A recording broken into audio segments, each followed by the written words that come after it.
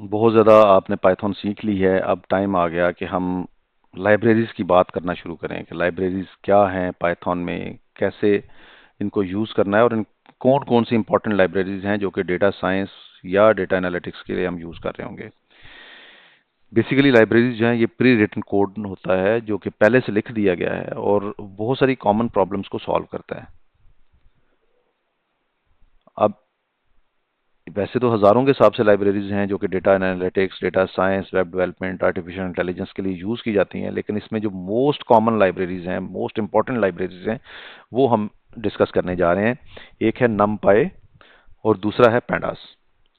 नमपाई जो है ये न्यूमेरिकल कंप्यूटिंग के लिए यूज़ होती है और पैंडास जो है ये डेटा मैनिपुलेशन या एनालिसिस के लिए इस्तेमाल होती है। नमपाई जो ये शॉर्ट है न्यूमेरिकल पाइथन का और इसमें हम array, vectors, operations, linear algebra और फास्ट मैथमेटिकल कंप्यूटेशन के लिए इसको यूज करते हैं। ये इसलिए बहुत ज़्यादा फास्टर है कंपैरेटिवली अदर लाइब्रेरीज के कि ये सी के अंदर बनाई गई है, सी लैंग्वेज में बनाई गई है। जब आप नमपाई यूज करेंगे तो यहाँ पे हम ज़रा एक नई फाइल ओपन कर लेते हैं फॉर द लाइब्रेरीज और इसको मैं सेव कर लेता हूँ पी वाई लाइब्रेरीज। अब हमने जब numpy यूज करना है तो हम यहां पे लिखेंगे import numpy as np। आप कुछ भी लिख सकते हैं np की जगह पे, लेकिन जो एक आप अब थोड़ा सा ज़हन में लाइएगा कि आपने क्लासेस को भी यूज किया हुआ है ऑलरेडी। अब हम लाइब्रेरीज की तरफ जा रहे हैं तो आपने लिखना है import numpy as एनपी। अब मैंने आपको स्टार्टिंग में बताया था कि ये एरेज के ऊपर, वेक्टराइज्ड ऑपरेशंस के ऊपर, linear algebra and fast mathematical computation के लिए यूज की जाती है। सो हम इसमें एरे डिक्लेयर कर सकते हैं, जैसे मिसाल के तौर पे हम एक एरे करते हैं ARR और इसमें एक np डॉट एरे में हम 1 से लेके 5 तक के नंबर्स ले लेते हैं। अब np_rr को मैं यहाँ पे प्रिंट करवा देता हूँ एरे को और यहाँ पे देखें तो मेरे पास इस पर्टिकुलर रे के एरे के सारे नंबर्स प्रिंट हो गए हैं। अब मुझे इसका मीन लेना है। अब स्टैटिस्टिकल, अगर आपने स्टैटिस्टिक्स पढ़ी हुई है तो आपको मीन के बारे में पता होगा। तो मीन इसका मुझे मिला 3.0। ये मैंने इसका मीन कैलकुलेट कर लिया। इसी तरह से अगर मुझे इसकी स्टैंडर्ड डेविएशन कैलकुलेट करनी है तो np डॉट std एरे करूंगा तो ये मुझे इसकी स्टैंडर्ड डेविएशन भी कैलकुलेट करके दे देगा। सेम अगर मुझे सम लेना है, सम मतलब सारे नंबर्स को ऐड करना है, तो मैं इनका सम ले सकता हूँ। np डॉट सम और एरे मैं इसमें कॉल कर लूंगा। मुझे अगर मैक्सिमम लेना है तो np dot max of array, तो इसने मुझे इसका मैक्सिमम नंबर यानी कि 5 दे दिया। इसी तरह से अगर मुझे फॉर एग्जांपल मिनिमम नंबर लेना है तो मैं यहाँ पे लिखूंगा जी min np डॉट मिन एरे, तो ये मुझे इसका मिनिमम नंबर दे देगा। सो ये basic calculations, basic aggregations on arrays हम यहाँ पे इजीली कर सकते हैं। अब फॉर एग्जांपल हमारे पास दो एरेज हैं, एरे 1 और एरे 2। मैं ये सारा क्लोज करता हूँ। एरे 1 में हमने import numpy S np, array 1 में हमने स्टोर किया था 1 2 3 4 और एरे 2 में हमने एक एरे बनाई है जो 2D एरे जिसको कहते हैं। अब मैं जब एरे 1 को प्रिंट करता हूं तो ये तो सिंपली मुझे 1 2 3 4 देगा, लेकिन 2D एरे जो है वो मुझे 1 2 इन रो 1, 3 4 इन रो 2 देगा। तो अगर आपको याद हो, आपने कभी मैट्रिक्स पढ़े थे, 2D एरे ये समथिंग लाइक मैट्रिक्स है। अच्छा, अब मिसाल के तौर पे मुझे एरे 1 के ऊपर जैसे हमने बेसिक कुछ कैलकुलेशंस करनी हो, फॉर एग्जांपल मुझे यहाँ पे प्रिंट करवाना है एरे 1 में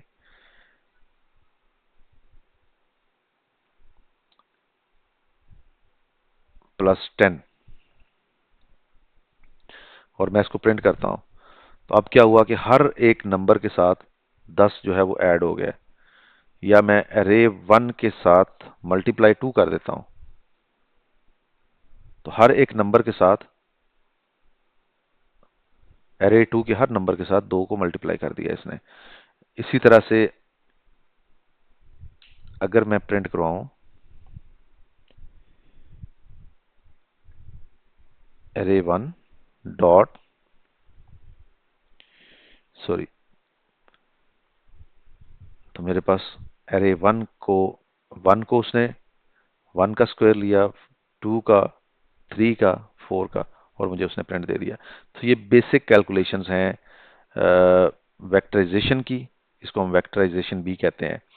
इसके बाद आता है मैथमेटिकल ऑपरेशंस, जैसे add, subtract, mean, standard deviation, और ये मैंने स्टार्टिंग में ही आपको कुछ बेसिक कैलकुलेशन करके दिखाई भी हैं। ये तो था नमपाई के हवाले से। अब मेरे पास दूसरी जो लाइब्रेरी है वो है पैंडास। आप इसको पंजाबी में पांडा भी कह सकते हैं, लेकिन ये पैंडास है। और एक लाइब्रेरी है नामपाई की। ये दो ही लाइब्रेरीज हैं जिनके ऊपर मैं काम करूंगा। और मुझे यहाँ पे फॉर एग्जांपल एक सीरीज डिफाइन करनी है। सीरीज का नाम मैं रख देता हूं एस इज इक्वल टू, हमने पैंडास को कॉल किया था विद पीडी, तो हमने सीरीज को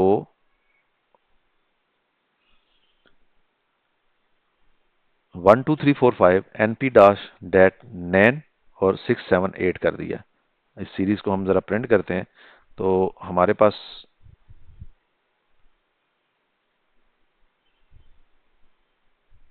इसको हम जरा क्लियर कर दें एक दफा टर्मिनल को।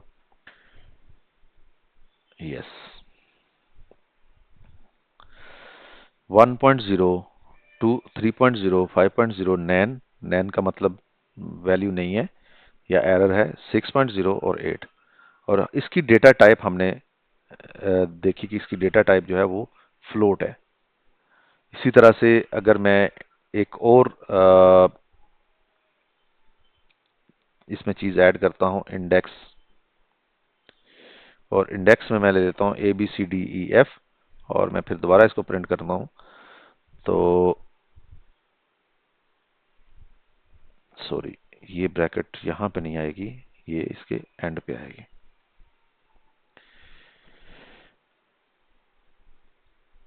ए बी 1 3 5 नैन, अब ये हमारी एबीसी के हिसाब से इंडेक्सिंग इसकी आ गई है। अब जरा इसके ऊपर थोड़ी सी ये इंडेक्सिंग इसकी बिल्कुल वैसे ही होती है जैसे हम करते थे नमपाई के अंदर। अच्छा, पैंडास में ना हम डेटा फ्रेम्स भी बना सकते हैं। डेटा फ्रेम की जब मैं बात करता हूं तो जरा डिक्शनरी को रिकॉल कीजिएगा। मैं इसका नाम रख देता हूं डी फ्रेम, और डी फ्रेम के अंदर मैंने एक डेटा फ्रेम बनाना है जिसके अंदर मैं कुछ वैल्यू स्टोर करूंगा। फॉर एग्जांपल यहाँ पे मैं कर देता हूं, सबसे पहले है जी नेम, और नेम में मैंने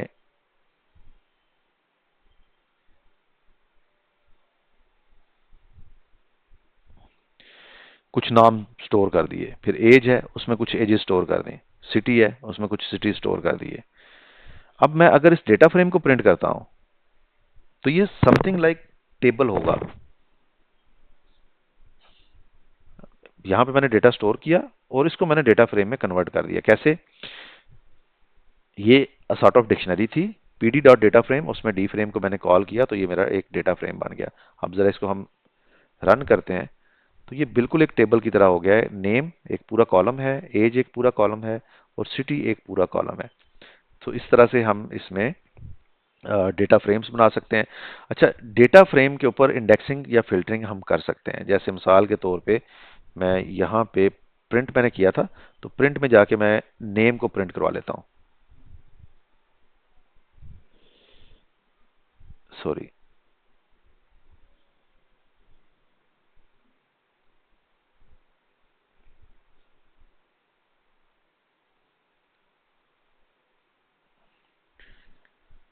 मुझे सिर्फ और सिर्फ नेम यहाँ पे उसने प्रिंट करके दे दिए हैं। इसी तरह से मैं मैं कहता हूं कि जो पहली लोकेशन पे है ना वो प्रिंट कर दो।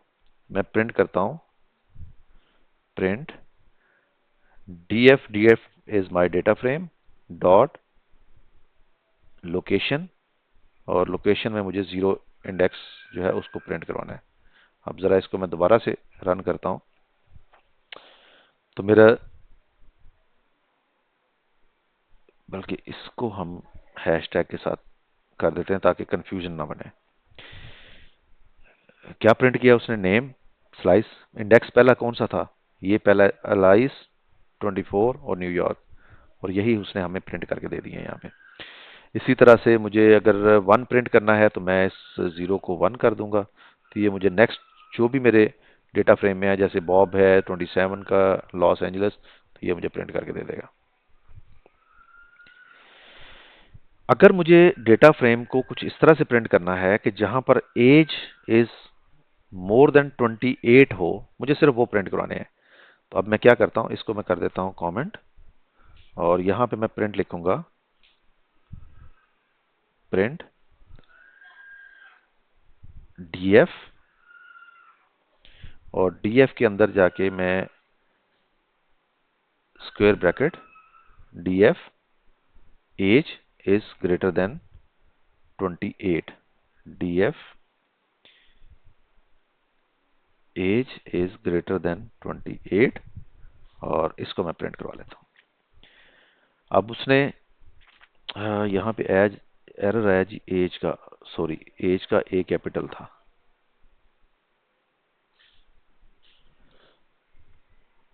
रन अगेन, तो जिस जिसकी एज ज्यादा थी 28 से, सिर्फ वो प्रिंट हो गया आगे डेटा फ्रेम में से मेरे पास। इस डेटा फ्रेम को ऐसे समझें कि आपने एक सीएसवी फाइल अपलोड की है, वो स्टोर की है एक डेटा फ्रेम के अंदर, उसके ऊपर आपने फिल्टर अप्लाई किया है। सो आप इस तरह से इसके ऊपर फिल्टरिंग भी कर सकते हैं। अच्छा, मुझे कुछ मर्जिंग करनी है या मुझे कुछ इसमें से ज्वाइनिंग करनी है, तो मैं कैसे करूंगा? फॉर एग्जांपल मेरे पास दो लाइब्रेरीज हैं, दो डेटा फ्रेम्स हैं, एक है df1 और एक है df2। मैं ये सारा प्रीवियसली रिमूव कर देता हूं। और पहले डेटा फ्रेम के अंदर मैंने स्टोर किया था ID 12, name Alice and Bob, और डेटा फ्रेम 2 में आईडी अगेन 12, सैलरी 5000 6000 है।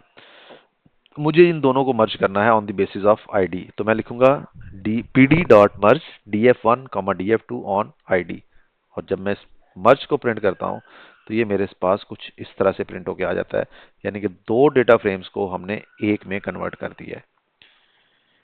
इसी तरह से हम इसको ग्रुप बाय भी कर सकते हैं। ग्रुप बाय के लिए मैं एक सेपरेट डेटा फ्रेम ले लेता हूं, और इस डेटा फ्रेम में अगर हम देखें तो हमारे पास डिपार्टमेंट है, एचआर आईटी, अगेन एचआर और आईटी है, और सैलरीज जो है एचआर की 3000 है, आईटी 4000 है, अगेन एचआर की 3500 है, और आईटी की 4500 है। अच्छा, इसका इस डेटा का हमने डेटा फ्रेम बना दिया। ग्रुप बाय हमने यूज करना है एक फंक्शन, तो हमारे पास आ गया G D F is a data frame dot group by, और किसकी बेस के ऊपर? हमने डिपार्टमेंट की बेस के ऊपर किया है। तो डिपार्टमेंट की बेस के ऊपर हमने ग्रुप बाय किया है, लेकिन किस चीज को सम करना है या किस चीज के ऊपर इसको हम सम कर लेते हैं? हमने सैलरीज को सम करना है। अब इसको हम ग्रुप बाय करते हैं, तो हमारे पास एचआर की 6500 होगी है, और आईटी की 8500 होगी है। इसी तरह से आप इसका मीन्स भी निकाल सकते हैं, मैक्सिमम भी ले सकते हैं, मिनिमम भी ले सकते हैं। ग्रुप बाय में हमने मीन ले लिया, चलें हम इसके ऊपर एक S T D standard deviation लेते हैं इसकी। इसी तरह से हम इसको मैक्स, ये हमने इस डेटाबेस का मैक्स ले लिया इसमें। तो हम group by something like a pivot table अगर आपने काम किया हो, लेकिन यहां पर पिवट का कॉन्सेप्ट थोड़ा डिफरेंट है। डेटा में याद रखिएगा कि जो पिवट टेबल हम एक्सेल में यूज करते थे उससे इसका कॉन्सेप्ट जरा डिफरेंट है। लेकिन यस, हम बात करेंगे पिवट टेबल्स की भी, क्योंकि हमने पिवट टेबल के ऊपर बहुत ज़्यादा काम करना है। तो मैं एक नया डेटा फ्रेम आपके लिए यहाँ पे ऐड करता हूँ, और मेरा ये डेटा फ्रेम है जी, अ, इसमें मैंने रीजन रखा है ईस्ट वेस्ट, ईस्ट वेस्ट। उसके बाद प्रोडक्ट रखी है ए, ए बी बी, ईस्ट में भी ए प्रोडक्ट है, वेस्ट में भी ए प्रोडक्ट है, ईस्ट में भी बी प्रोडक्ट है, वेस्ट में भी बी प्रोडक्ट है। ईस्ट की ए प्रोडक्ट 100 की है, उसकी 100 सेल्स हैं। वेस्ट की ए प्रोडक्ट की 200 सेल्स हैं। ईस्ट की जो बी प्रोडक्ट है उसकी 150 की सेल्स हैं, और वेस्ट की बी प्रोडक्ट की 250 की सेल्स है। अब इसका हम पिवट बनाएंगे। पिवट के लिए हमने लिखना होता है सबसे पहले अपने डेटा फ्रेम का नाम डॉट पिवट टेबल, और फिर हमने वैल्यूज देनी है। सबसे पहले वैल्यूज देंगे। वैल्यूज क्या है जी? हमारी सेल्स, ये हमारी वैल्यूज हैं। इंडेक्सिंग करनी है हमने on the basis of region. Columns में हमने ऐड करना है प्रोडक्ट्स, और एग्रीगेशन फंक्शन हमने सम लगा दिया है। ये आपने याद रखना है कि ये 4 पैरामीटर्स हैं: वैल्यूज, इंडेक्स, इंडेक्स मींस जो कि हमने रो में शो करना है, कॉलम्स, और एग्रीगेशन फंक्शन। अब इसको अगर मैं रन करूं तो यहां पे आप देखिएगा प्रोडक्ट ए ईस्ट रीजन में 100 है, वेस्ट रीजन में 200 है। प्रोडक्ट बी ईस्ट रीजन में 150 है, और वेस्ट रीजन में 250 है। तो हमने इसका जो डेटा फ्रेम था, पहले मैं जरा डेटा फ्रेम भी आपको प्रिंट करके दे दूं। प्रिंट और सेल्स, ताकि ये भी आइडिया हो जाए कि इनिशियली हमारा डेटा फ्रेम किस शेप में था। इनिशियली हमारा डेटा फ्रेम कुछ इस तरह से टेबल था, जिसमें एक कॉलम के अंदर रीजन आ रहा है, दूसरे में प्रोडक्ट्स हैं, और तीसरे में सेल्स हैं। जब हमने इसके ऊपर पिवट टेबल अप्लाई किया, sales dot sales is a data frame dot pivot table, pivot table जो है ये हम पिवट बनाने के लिए करते हैं। पहले हमने दे दी वैल्यूज। वैल्यूज हमारी वो हैं जिसको हमने कैलकुलेट करना है, तो वो है सेल्स में। फिर हमने इंडेक्सिंग दे दी, इंडेक्सिंग यानी कि जो कि हमने कॉलम में देना है, तो वो हमारे पास आ गया इंडेक्सिंग इज ऑन रीजन, और कॉलम्स में हमने प्रोडक्ट्स दे दी, और एग्रीगेट फंक्शन हमारा सम है। उसके बाद हमने इसको रन किया तो हमारा ये टेबल जो है ये एक पिवटेड फॉर्म में यहाँ पे आ गया। आगे चल के जब इसके ऊपर हम फर्दर काम करेंगे तो डेफिनेटली मजीद चीज़ें, हम इसमें बड़े डेटा के ऊपर काम करेंगे तो मजीद चीज़ें करेंगे। अब एक लास्ट चीज़ कर लेते हैं, उसके बाद इसको मैं क्लोज करता हूँ। फिर हम इसको डिटेल में तब करेंगे जब हम प्रैक्टिकल डेटा के ऊपर काम करेंगे। अच्छा, मैं एक फाइल है डेटा की, ये आप लोगों के फोल्डर में भी रख दूंगा। इस फाइल को, बल्कि मैं एक काम करता हूँ, आप लोगों के लिए एक डेटा बेसिस का फोल्डर बना देता हूँ यहाँ पे।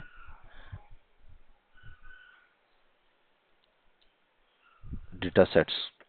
अच्छा, ये याद रखिएगा कि आपकी ट्रेनिंग के अंदर एक डेटा सेट्स के नाम से एक फोल्डर है, और उस डेटा सेट्स में मैंने एक फाइल स्टोर की है जीएसएस के नाम से। अब ये फाइल मैं कॉपी करता हूँ, और डेस्कटॉप के ऊपर जो मैंने अपना एक फोल्डर बनाया था जिसके अंदर मैं सारा सारा काम कर रहा हूँ, उसमें जाके इसको स्टोर कर देता हूँ। अब मुझे क्या करना है, अपने इस फोल्डर में से उसको ऐड करना है, रीड करना है बेसिकली सीएसवी को, और लेके आना है पाइथन में। जैसे मैं कहता हूँ कि यहाँ पे मैं एक डबल ए के नाम से एक वेरिएबल बना देता हूँ, और उस डबल ए में मैं पीडी डॉट रीड सीएसवी लिख देता हूँ। अब मेरी जो फाइल है उसका नाम है gss डॉट csv। अब ये मुझे एरर देगा क्योंकि फाइल का टाइप ऐसा है कि वो रीड नहीं हो पा रहा यहाँ से। ठीक है, तो मुझे क्या करना पड़ेगा, यहाँ पे मुझे देना है कॉमा, और कॉमा के साथ मुझे लिखना है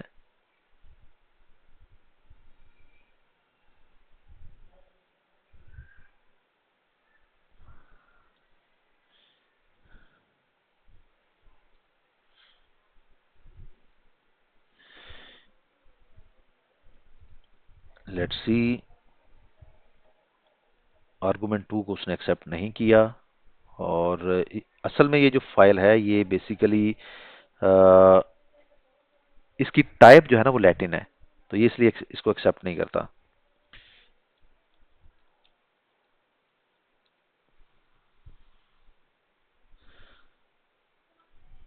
सो इसको हम लिखेंगे pd dot read csv dot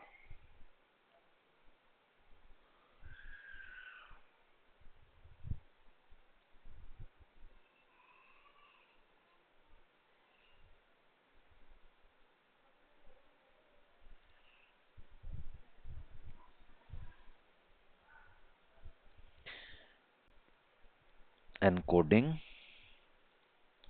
और इसमें हम लिख देंगे लैटिन 1। अब ज़रा दोबारा से इसको हम एग्जीक्यूट करते हैं।